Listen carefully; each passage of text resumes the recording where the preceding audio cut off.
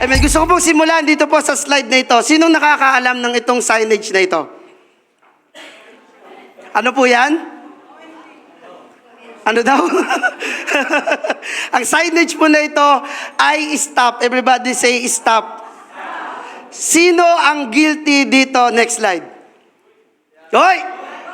Sa mga nagdadrive ng sasakyan, ng motor, maging ng bisikleta, sino guilty dyan? Bumulong ng amen. Bulong lang, baka marinig eh. Guilty tayo dyan sa bagay. Maraming tao, guilty dyan sa bagay na yan. Ito naman yung ibang reason nila. Next slide. Kaya pa naman po, naka-yellow light pa eh. O, sino guilty dyan? Paano hindi magiging yellow light? Eh, tingnan mo naman yung shades. Yellow. Talagang ang magiging paningin mo sa lahat ng kulay, yellow. Alam niyo po, may kilala akong ganyan eh. Hindi ko na po babanggitin kung sino o hindi ko na po tatanungin kung sino siya. Di ba, Tay Jonald?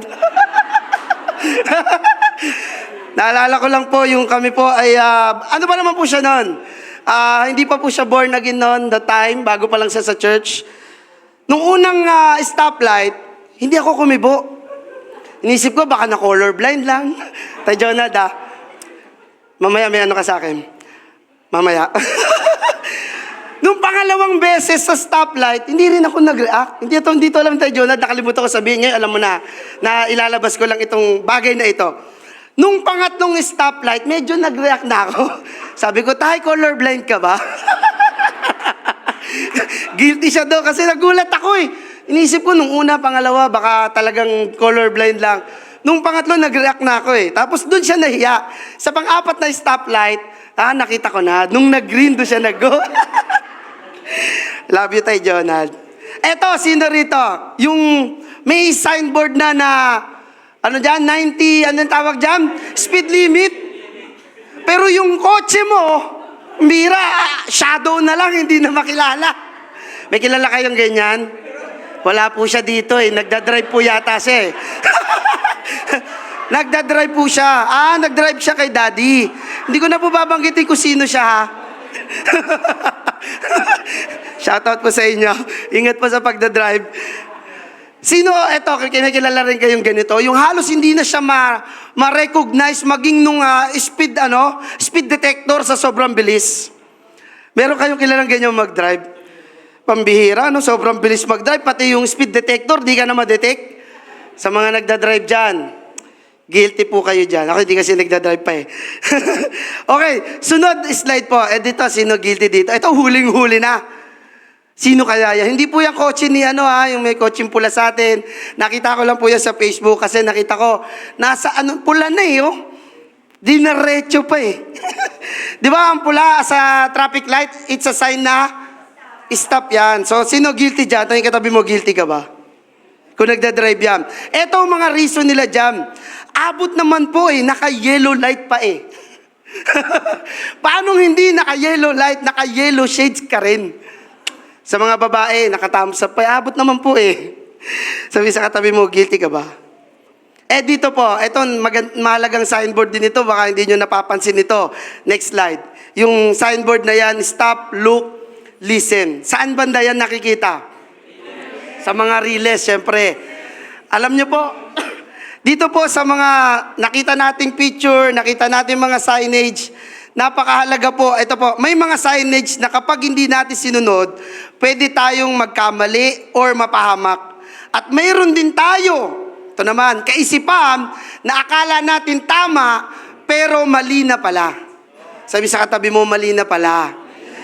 Akala mo lang tama, pero mali na pala. Now, gusto kong basahin dito po sa ating pong pag-uusapan ngayon in Romans chapter 12, verse 2. Sabi dito, do not conform to the pattern of this world, but be transformed by the renewing of your mind. Pag-usapan po natin ngayong hapong ito, change negative thoughts into positive thoughts. Hayaan natin na ang Word of God ang siyang magbago sa atin. Tulungan tayo ng Panginoon, ng banal na Espiritu ng Diyos na may mga bagay maaari sa isipan natin na kailangan mabago yung mga negative thoughts na yan ay maging positibo. Sino rito handa na magsabi ng amen? Basahin ko po sa Tagalog yung Roma. Sabi dito, huwag kayong makiayon sa takbo ng mundong ito. Sa halip, hayaan ninyong baguhin ng Diyos ang inyong pag-iisip upang maunawaan ninyo ang kanyang kalooban. Sa gayon, magagawa ninyo kung ano ang mabuti, kalugod-lugod at ganap na kalooban ng Diyos. In-underline ko po dyan at niletter read ko dyan, sa halip, hayaan ninyong baguhin ng Diyos ang inyong pag-iisip. Lahat po tayo maging bukas ang ating isipan, mga kapatid, sa mga bagay na gustong baguhin ng Diyos sa atin. And through Word of God, nangungusap siya sa atin. Tanungin katabi mo, kinakausap ka na ng Diyos. Sabi mo sa Kanya, kinakausap ka na ng Panginoon. Through Word of God, hayaan po natin mabuksan itong mga bagay na ito. Allow God to change your mind. Everybody say, allow God to change your mind. Pahintulutan po natin na ang Diyos ay kumilos sa atin. Sabi, yung pag sinabi mong allow God to change your mind, yung lahat ng bagay na iisipin natin, lahat ng gagawin, didesisyonan natin, lagi natin itong isasangguni sa ating Panginoon. Papayagan mo na baguhin ka niya sa mga bagay na yan. Kagaya po na sinabi ko kanina, na may mga bagay sa buhay po natin na akala natin tama pa, pero mali na pala. Meron lang po akong ilang mga bagay na gustong ipunto. I hope and I pray na paglabas po natin sa lugar na ito, binago ng Diyos yung mga maling kaisipan sa atin at maging positibo tayo sa marami pong bagay. Amen po ba? Question again, what do you want to change your life? Change the way you think. Kung gusto natin mabago ang buhay natin, sino rito nagnanasa mabago ang buhay niya? Yung alam niya may mga bagay pa na kailangan mabago. Sabi diyan, change the way you think. Kailangan natin baguhin yung ating kaisipan. Now, church, listen to me. Tingin kayo po lahat sa akin. Hindi natin makakaya itong magbabago na to kung hindi tayo pangungunahan ng banal na Espiritu ng Diyos. Kaya napakahalaga mga kapatid, i-allow natin na ang Diyos ay kumilos po sa atin at mabago tayo sa mga negative thoughts natin at ito'y maging positive thoughts. Now, unang bagay po na kailangan, katulad ng sinabi ko kanina, yung first slide po natin na signage na stop, kapag po hindi po tayo nag-stop doon sa bagay na dapat umistop ka, pwede kang mapahamak. Sabi sa katabi mo, pwede kang mapahamak. Pwede kang magkamali, pwede tayong magkamali kapag hindi tayo nag-isip ng tama doon sa bagay na yon. Now, may mga ilang mga bagay po na kailangan matigil, mahinto sa buhay po natin, especially sa mga naglilingkod na sa Panginoon. Unang bagay po na gusto kong ipunto, stop victim mentality. Pastor, ano po yung mga bagay na yan? Ano po yung victim mentality na yan?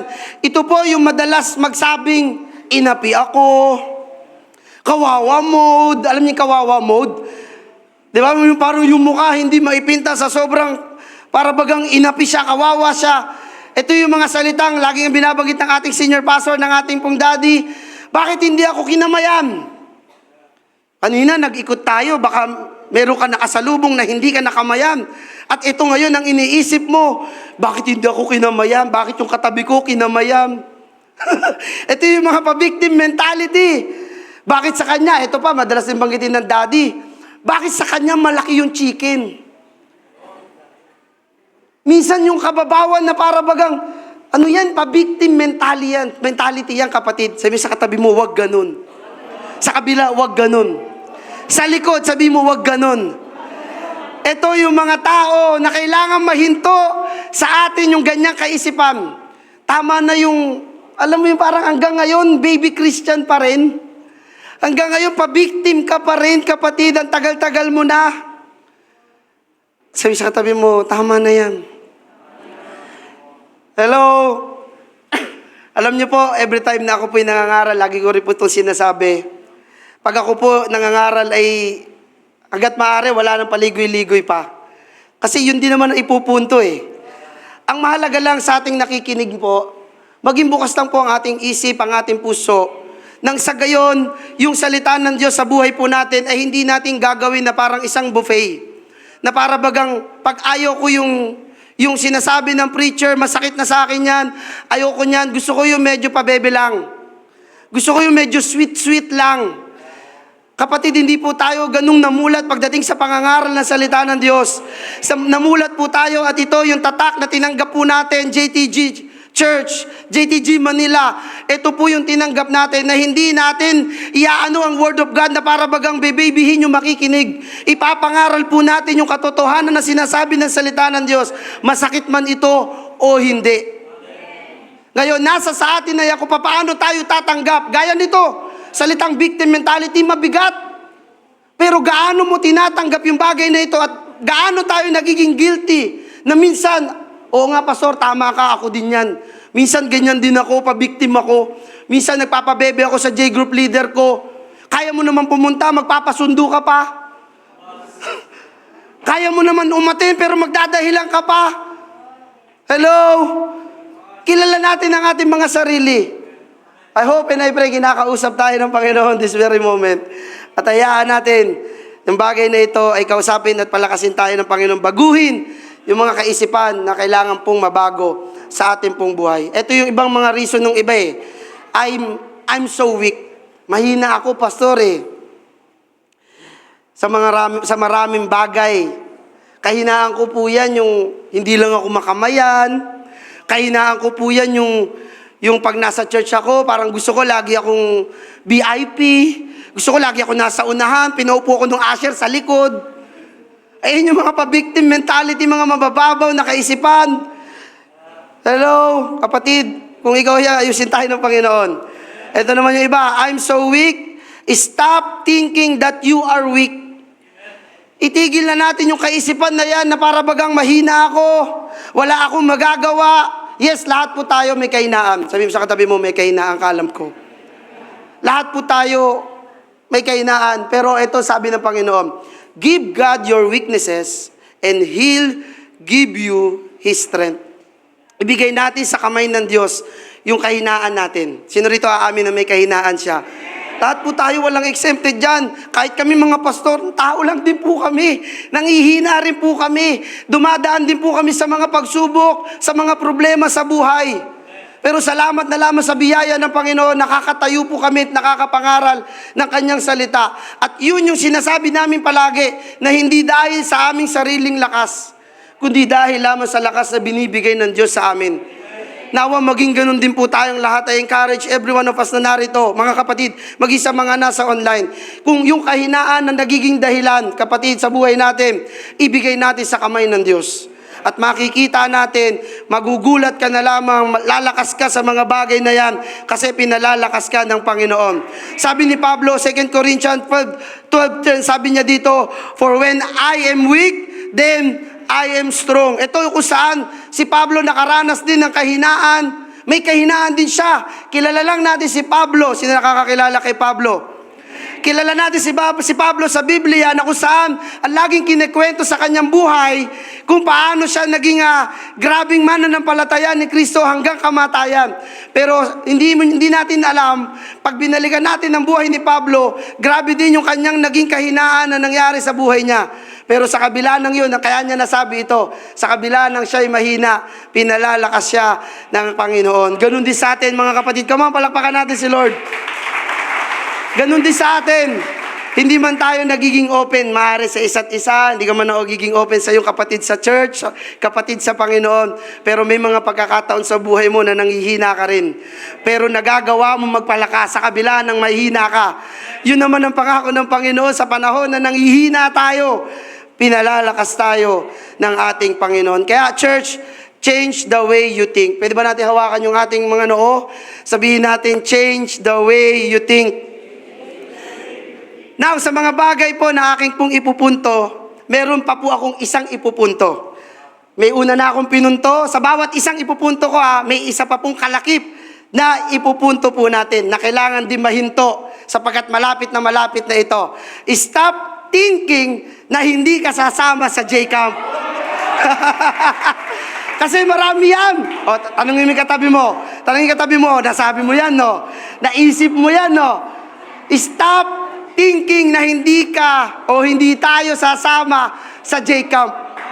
Unang bagay po yan na gusto ko pang ipunto sa bawat ipupunto po natin. Again, in-announce po ng ating ng mami, malapit na po ang ating J-Camp.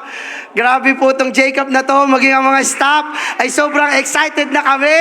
Sobrang excited na po, parang hindi yata excited yung iba. Ulitin mo, sabihin sa katabi mo, stop thinking na hindi ka sasama sa J-Camp. Pastor, kulang pa po ako, pastor eh. Again, stop. Basahin nga sabay-sabay. 1, 2, 3, go. Stop thinking na hindi ka sasama sa J-Camp. Bulungan mo yung katabi mo. Sabi mo, stop thinking. Hello, matagal na po natin itong ina-announce. Pastor, hindi mo alam yung ano namin eh. Financial problem namin eh. Kapatid, kung may problema kayo pinansyal, sabi sa katabi mo, kung may problema ka pinansyal, sabi mo sa kanya, ako rin. Lahat naman to tayo, di ba? Pero tama na yung isipan na, ganito kasi ibang isipan, bakit ko na ilagay yan? Isipan ng iba, next year na lang ako, marami pa naman J-Camp. Come on! Marami pa naman pagkakataon, di naman maubos yung event ng JTG Manila. Ayan yung mga thinking na kailangan ma-stop. Di po ako galit, sinisigaw ko lang ha. Kasi may mga isipan tayo na ganyan. Ulitin natin, stop thinking na hindi ka... Sabi mo sa katabi mo, stop thinking na hindi ka sasama sa J-Camp. Amen, daming guilty. Tumahimik ang kalangitan. Pangalawang punto po na gusto kong sabihin sa ating lahat. Ito maganda rin. Stop condemning yourself. May mga isipan po ang maraming tao na hanggang ngayon nandun pa rin sa level o sa punto na hanggang ngayon, ikinukondem pa yung sarili, sinisisi pa ang sarili sa maraming bagay. Alam mo ba kapatid, na tayong lahat ay mahal na mahal ng Diyos? Oo, lahat tayo nagkamali, lahat tayo nagkasala, pero gusto ko sabihin sa ating lahat na narito, wala na tayo doon sa ilalim ng sumpa ng kaaway.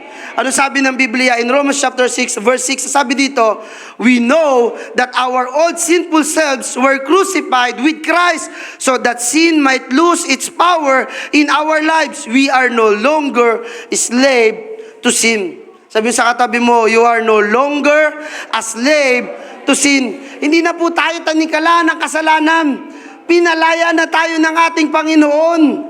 Marami lang sa ating kaisipan nandoon pa rin sa yung ganito, yung we are all sinners. Yes, lahat po tayo nagkamali. Lahat po tayo nagkasala. Yun ang sabi ng Roma 3:23, for all have sinned and fall short of the glory of God. Pero maraming tao hanggang ngayon, nandun pa rin sa kaisipan na hindi ako kaya patawarin ng Diyos, makasalanan ako. Hello? Oo, lahat tayo. We are all humans. We are all sinners. Pero look at this. We all need Jesus. Ngayon, nauntindihan mo na makasalanan tayo, nagkamali tayong lahat. That's why, kailangan natin ang ating Panginoong Hesus sa ating pong buhay. At kapag naunawaan natin yung bagay na yon, kapatid, grabe po, tingnan nyo yung pag-ibig sa atin ng Diyos kung paano nyo dinemonstrate ha. In Romans chapter 5 verse 8, at sabi dito, while we were yet sinners, Christ died for us. Namatay na si Kristo para sa iyo at para sa akin. Ganoon ipinakita ng Ama ang kanyang pag-ibig sa atin. Grabe po ito mga kapatid, na kapag tinanggap natin at naunawaan natin ito, sasabihin ko sa inyo, hindi tayo mamumuhay doon sa kaisipan na makasalanan ako. Kasi may mga taong ganyan, di ba? Nag-church na siya, umaati na sa J-group, umaati na sa gawain ng Panginoon.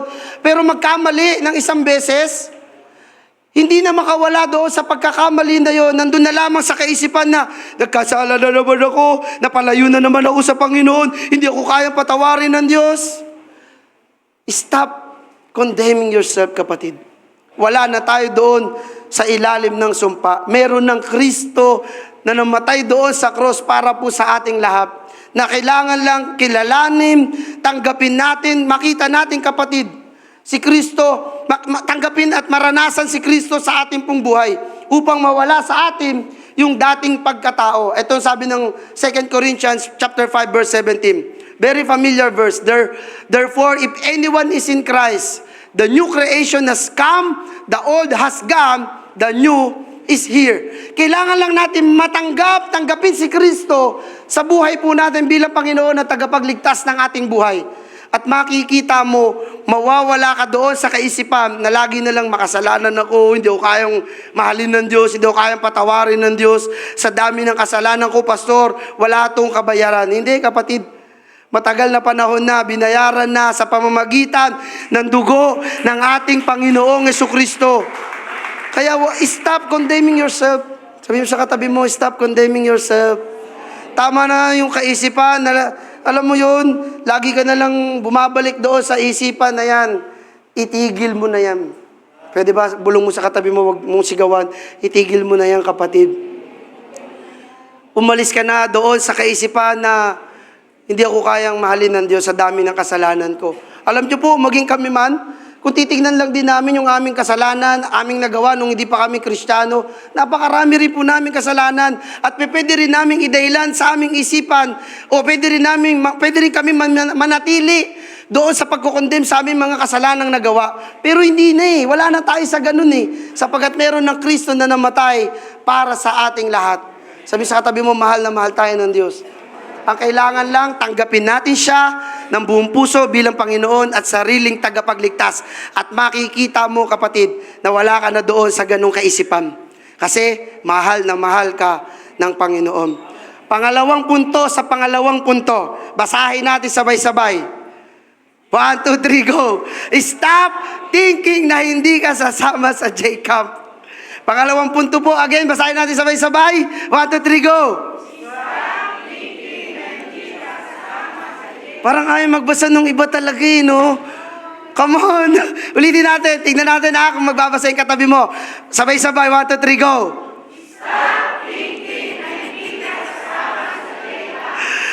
Agad ng paalala nito, mga kapatid. Malapit na po ang ating J-Camp. Sa Martes na po ito.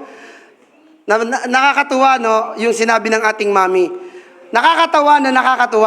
No? Kasi excited eh. Tingnan yung katabi mo, excited ka rin ba? Advance ka rin ba? Tigil na natin yung kaisipan, ha? Sa pangalawang punto na yan. Malapit na po ako matapos, mga kapatid. Next po na gusto nating ipunto. Ito mahalaga rin po, mga kapatid. Maaari meron tayong gintong kaisipan. Stop thinking I'm unworthy. Itigil natin, mga kapatid, yung kaisipan na hindi ako karapat-dapat. Now, in Jeremiah chapter 31, verse 3, ito sabi, "You are loved. I have loved you with an everlasting love. I have drawn you with unfailing kindness." Gusto ko maintindihan natin, mga kapatid, na mahal tayo ng Diyos sa kabila ng ano man ang nagawa natin sa Kanya. Hindi tinignan ng Diyos yung kasalanan mo maaaring tagong-tago o tinago mo ng mahabang panahon. Hindi yun tinignan ng Diyos. Ano bang dumi natin, ano bang kasalanan natin nagawa, bukas palad tayong tinanggap ng Panginoon. Namatay na nga siya sa krus para sa atin Kaya kung meron man tayong thinking na hindi ako karapat-dapat, Pastor, kung alam mo lang yung nagawa ko, napakatindi ng kasalanang nagawa ko. Again, yung pangalawa, stop condemning yourself. And then this time, stop thinking I'm worthy. I'm unworthy. Tigilan natin yung mga bagay na yan, mga kapatid. Hello, hindi ako karapat-dapat, Pastor, kasi basta, di ba, minsan napapaganon ka na lang, yung hindi mo masabi yung pakiramdam mo na, yung masasabi mo na lang yung salitang basta. Sa hirap ipaliwanag kung gaano ka grabe yung maaaring nagawa mo at naiisip mo. At dumarating sa'yo yung bagay na tingin mo hindi ka karapat-dapat. Again, mahal na mahal tayo ng Diyos. Ano man ang ating nagawa sa harapan niya. Tingnan nyo, kahit sa maliliit na bagay kung paano ipinapakita ng Diyos, kung gaano niya tayo kamahal. Look at this verse in Matthew chapter 6, verse 26. Look at the birds of the air. They neither sow, nor reap, nor gather into barns, and yet your heavenly Father feeds them. Are you not of more value than they? Hindi ba mas mahalaga ka kaysa sa kanila? Tignan nyo yung ng Panginoon sa atin Yung mga ibon, hindi naman nagtatanim pero pinapakain ng Diyos. What more pa tayo, mga anak niya? Sabi sa katabi mo, anak ka ng Diyos. Minsan lang kasi dahil sa nagagawa nating karumihan, nagagawa nating kasalanan at pumapasok sa ating isipan na hindi na ako mahal ng Diyos, hindi ako anak ng Diyos. Kapatid, hindi ganun. Itigil natin yung mga bagay na gano'n sa ating isipan. Hindi ito makakabuti sa atin. Hindi natin makikita yung magandang bagay, magandang plano na inihanda na ng Diyos sa atin kapag nasa ganun po tayong kaisipan. Kaya dapat mabago yung negative thoughts natin into positive thoughts. Hello? Kung meron man tayong mga bagay ipabago natin sa Diyos dahil hindi natin makikita yung magandang bagay na inilaan niya na sa atin. Sabi ng Isaiah, sabi ganito, I am doing a new thing. Now it springs up. Do you not perceive it? I am making a way in the wilderness and stream in the wasteland. May magandang plano na inihanda ang Diyos sa bawat isa sa atin. Na kailangan lang maisip din natin yun. Pero bakit nga hindi natin naiisip? Kasi mas lumalamang yung kaisipan na negatibo. Lumalamang yung kaisipan na ang laki ng problema ko, ang laki ng pinagdadaanan ko. Kung i-describe mo yung problema mo, sasabihin ko sa'yo, hindi matatapos yan. Sa dami ng problema natin sa buhay, lalo kapag ikaw ay pamilyado, may anak, may pinaggagatas, at marami pa. Pag inisip natin yung mga bagay na yan, mababaliw ka talaga kakaisip. Talagang halos hindi mo na makompute paano pang pagkakasyahin yung budget. Sa mga nanay, alam natin ito. Sa dami ng mga bills natin, sa dami ng kung ano-ano mga bagay pa, mga kapatid, talagang mababaliw ka talaga kakaisip. Hindi ko sinasabing talikuran o takasan natin itong bagay na ito. Pero gusto ko lamang pong encourage ang bawat isa na kung lumalamang na sa atin yung kaisipan na yan, kapatid, yung negatibo na yan ay gawing positibo ng Diyos. Tulungan tayo ng Panginoon na yung negative thoughts ay maging positive thoughts. Hello? Sino rito nakakaunawa sa mensahe magsabi ng amen? Pang-ilang punto na po ito? Pangatlong punto sa pangatlong punto ulit. Basahin natin na sabay. Sabay-sabay. Ready? 1, 2, 3. Go. Ayaw na talaga pagbasa ng iba. Ulitin natin. 1, 2, 3, go. Parang pahina ng pahina talaga yung energy nyo. Hello? Alam niyo po, gusto ko pong bigyan ng din itong pangatlong punto na ito. Sinabi rin ng ating mami. Hindi natin alam yung pwedeng gawin ng Diyos sa event na ito. Hindi natin, pero ito lang yung inaasahan po namin, especially kami po mga staff together ng ating po senior pastor. Alam namin na this J-Camp is a life-changing event. Sapagkat marami na kaming nakita ang binago ng Panginoon through this camp. Maging ang ating mami, patotoo niya kanina, yun yung naging turning point ng kanyang buhay. At ako, marami ako nakita dito, every time na may J-Camp, maraming nagsurrender ng kanilang mga bisyo sa Panginoon. Sino a-agree doon? Ginawa yun. Nung nag-J-Camp ka, sinurrender mo, maging yung bisyo mo na tinatago. Naalala ko, may karanasan kami, sa J-Camp, nagsurrender ng lighter. At inamin niya na sobrang addict siya sa paninigarilyo.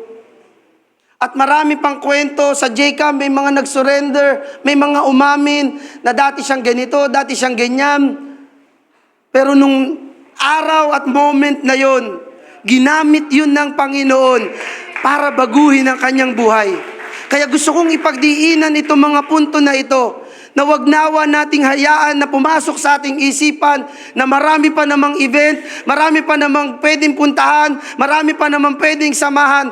Uulitin ko, hindi natin kayang matarok ng ating isipan yung moment na kayang gawin ng Diyos sa J-Camp na ito. Na ito na pala supposed to be yung pagbabago ng buhay mo at aaksayahin mo pa. At ang magiging dahilan lang ng ating isipan, hindi ako nag-solicit, hindi ako nakahingi kay SK Chairman, hindi ako nakalapit kay Kagawad, hindi ako nakalapit kay Chairman. Kung ano-ano mga nagiging dahilan sa ating isipan, huwag ka lang makasama. Sabi sa katabi mo, come on. Hindi ko sinasabi to dahil hindi na ako nagkakaproblema sa bagay na to. Lahat po tayo. O sino rito may kulang pa? Sa registration fee. Sabi mo sa katabi mo, may araw pa. Di ba ngayong gabi? Bukas may araw pa. Sabi sa tabi mo, may araw pa. Ang punto ko, bakit ko pinunto itong bagay na ito? Huwag nating sayangin. Church, JTG Manila, huwag po nating sayangin itong bagay na kayang gawin ng Diyos sa atin. Kung pera ang dahilan, madalas nga biruan, ganito eh. Kung pera ang dahilan, dahil walang pang registration, yung mga bagay na pwede mong ibenta na gamit mo, huwag yung gamit ng kapitbahay nyo ha. Yung gamit mo personal, kung kinakailangan, ibenta yan, isanlayan, huwag lang tayo doon sa thinking na, wala akong pera, hindi na ako sasama. Next year na lang. Grabe, next year pa, no? Hello, naintindihan niyo po yung punto? Salamat po sa 5 umamen. Kaya ko po to sinasabi sa ating lahat kasi ako man din po ay bunga ng J-Camp. Sa J-Camp po, saksi yung mga kasabay ko naglilingkod sa Panginoon. Simula nung napunta ako ng church, nakatin ako ng ganitong klaseng event. Alam nyo, unang punta ko ng J-Camp, totoo lang po unang punta ko ng J-Camp, baka may ganito rin kasi ngayon thinking niya eh. Unang attend ko ng J-Camp, ang purpose ko, babae. Ang purpose ko, chicks, sa mga bagets-bagets dyan. Chicks, pupunta ako dyan kasi maraming maganda, maraming pwedeng ligawan, maraming pogi. Ang saya-saya, happenings. Honestly, yun yung unang attend ko ng J-Camp ko. Yun ang dahilan ko. At yung babae na yun na dahilan ko, ngayon asawa ko na. Andiyan ba siya? Wala yata eh. Nasa online. Ganun ba yun? Pero gusto ko sabihin sa inyo na yung moment ko na yun, hindi pa po ko Kristiyano. Kaya kung nag-church ka na, umaatin ka na sa gawain ng Panginoon, pero thinking mo, hindi man ganon, pero ibang bagay, at alam mong negative yan, kapatid, iayos tayo ng Diyos. Alam niyo po, maging kami mga staff, tinuturuan ng ating mami, na laging maging dahilan kung bakit tayo nandito. Hindi para pagtripan ng mga tao. Hindi para, alam niyo yun, galitin, inisin ng mga tao. Kundi nandito kami, gamitin ng Panginoon para mabuksan ang ating mga kaisipan sa mga bagay na kailangan natin makilala, tanggapin ang ating Panginoong Hesus sa ating pong buhay. And through this camp, we hope and we pray, mga kapatid, na sa lahat ng sasama, ito dapat ang maging kaisipan natin. Lord, baguhin mo rin ako. Kung paano, kasi may mga spoiler eh, na parang sa tingin nyo, maaari narinig nyo sa iba, na alam ko na yung mangyayari, na kwento na ni sister, na kwento na ni brother. Gusto ko pong sabihin sa inyo ng may diin. Dito ako matatapos. Mga 3 pagtatapos na sabi nga ni Daddy. Gusto ko sabihin sa inyo na ibang-iba ang magiging Jesus Camp itong darating na Tuesday. Sabi sa katabi mo, legit yan. Alam ng mga kasama naming nagbi-meeting yan. Sobra kami mismo, amazed na amazed. Excited na excited sa gagawin ng Diyos dito po sa araw na ito. At maging kami man po, binubuksan namin ang aming mga puso na baguhin pa kami ng Diyos, ayusin din kami ng Panginoon, kausapin kami ng Diyos, i-revive pa rin kami ng Panginoon, at nawa, gandun tayong lahat sa ating pong kaisipan. Kaya mga kapatid, huling pagtatapos, tapos na po ako. Tayong lahat ay tumayo.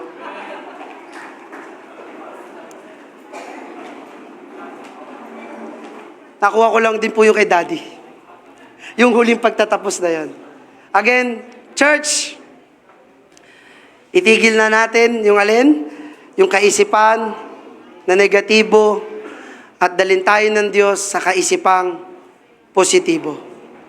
Kung may dahilan ka pa kung ba't hindi ka sasama ng J-Camp, kapatid, I hope na-remind tayong lahat ng ating Panginoon. Ano man dahilan yan, gawan natin ng paraan. Ang mahalaga, tayong lahat ay makasama sa event na ito. And we believe, grabing gagawin ng Diyos sa event na yan. At sa lahat ng kinausap ng Diyos ngayong oras na ito, nawa napalakas po tayo ng kanyang mga salita. na yung negatibo na ating isipan ay naging positibo. Yung kaisipan na hindi ako sasama, ngayon ano na sasabihin mo? Yung kaisipan na hindi ako sasama, pastor, ano na ngayon ang magiging kaisipan mo? Yung mga may dahilan na, pastor, di mo lang pinagdadaanan namin, marami kaming problema, marami kaming bayarin. Ano na ngayon ang magiging kaisipan mo, kapatid? Daanan mo lang daw yan, sabi nila. Amen? Palakasin tayong lahat ng ating Panginoon. Hallelujah. Let's worship the Lord, mga kapatid.